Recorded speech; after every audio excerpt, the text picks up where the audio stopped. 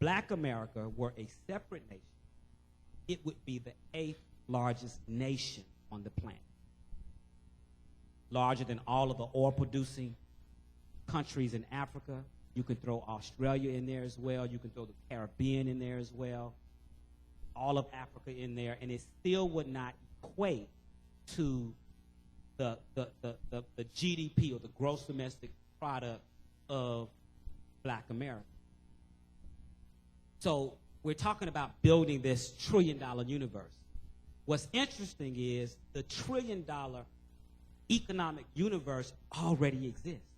We already have that much money inside of the 40 million American citizens who consider themselves to be Black American or of Black descent. If we can just shift our thinking just a little bit, and you said something, you said you are a spender versus a saver. Right now, the majority of money that we accumulate inside of our community is spent rather than saved. So rather than spend that money on non-appreciating assets such as cars and jewelry and clothes, why don't you start spending the money on appreciating assets like a business, an investment property, a home, yourself. You yourself are an appreciating asset. When you get better, everybody and everything around you becomes better. So that's one of the first places you can start. How do you invest in yourself? Accumulating information. When you buy our books, we win. When you read our books, you win. I'll say it again. When you buy our books, we win. When you read the books and then actually integrate the information into your lifestyle. Inside of the church, we have all of these different, the law of this, the law of this, the rule of this, the rule of that.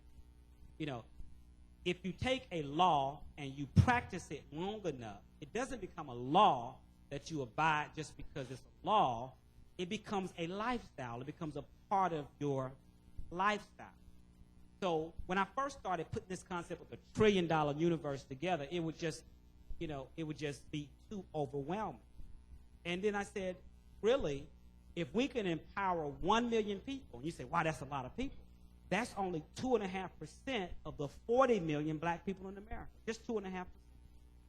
So if we can influence 2.5%, 1 million people, to say, yes, I want to be a successful business owner, ultimately becoming a successful Christian, because to be Christ-like, I truly believe you have to be entrepreneurial. And I think we're coming back. I don't like to speak in negatives. I like to talk in positives.